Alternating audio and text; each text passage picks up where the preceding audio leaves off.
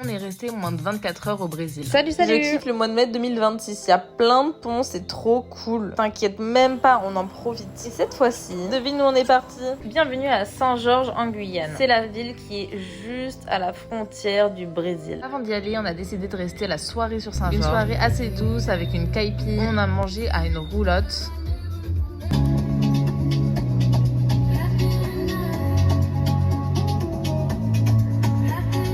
Il est temps d'aller dormir, on est allé à une auberge avec comme super occupation un petit chat cascadeur. Jusque là tout allait bien, parce que dans l'auberge il y avait bien évidemment d'autres personnes et à écouter ce son.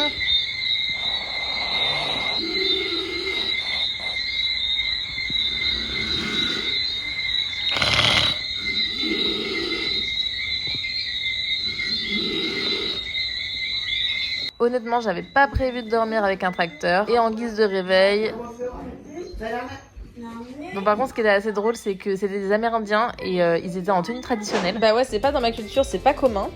Bon, c'est pas le tout, mais on est venu ici pour le Brésil. Comme je vous ai dit dans la vidéo Oiapoque, donc en gros, tu prends une pirogue, 5 € chacun, 10 minutes de nave. Là, c'est que du kiff parce qu'il y a du soleil. Ça, c'est le pont frontalier. Pour info, t'as pas besoin de visa.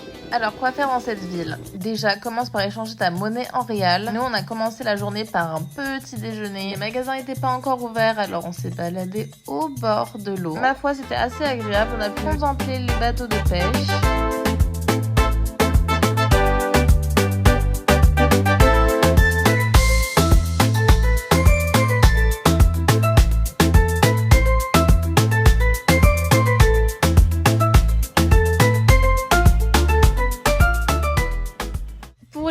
Je vous conseille d'aller à la chocolaterie, c'est vraiment sympa, enfin très bon en tous les cas. Il faut savoir que je vis en Guyane, les produits sont assez chers donc c'est le moment de faire des emplettes. On a aussi le droit à une messe en pleine ville.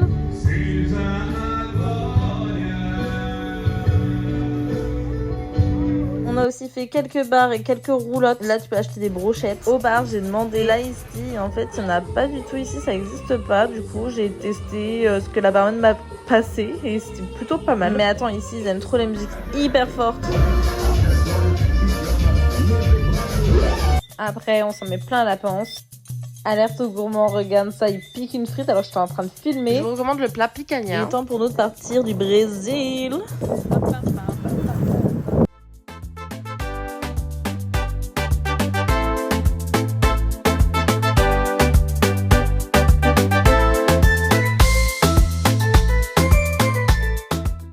De retour au Carbet, on a pu finir notre nuit, c'était royal et il y a Petit Chat qui est en train de faire le parcours encore une fois, trop mignon. Une petite sieste réparatrice et nous voici de retour prêts pour du tourisme. On est d'accord, c'est la meilleure activité du monde. Bienvenue à la crique Capon. Ici, on a pu se rafraîchir, se baigner et sortir le drone. On a franchement eu des belles images, je vous laisse kiffer.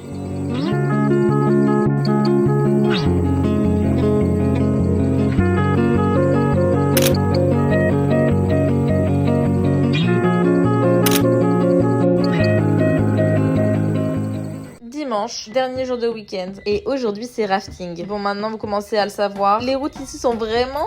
On avait 10 km sur piste.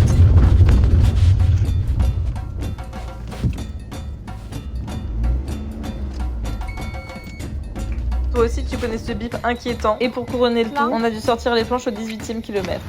Mais regarde-moi ça, on arrive à bon port. Du coup, on a fait du rafting toute la matinée. C'est la première fois que je le faisais, franchement, c'était trop bien. On est allé au Somaripa. Le spot, c'est vraiment une petite dinguerie. Bon, très clairement, j'ai pas pris mon téléphone, je vais pas pouvoir montrer. J'ai pas non plus pu sortir le drone. La pluie est arrivée, du coup, on a repris la route. Avec un bon burger dans le bidon, franchement, c'était une dinguerie. C'est bon, hein? Incredible.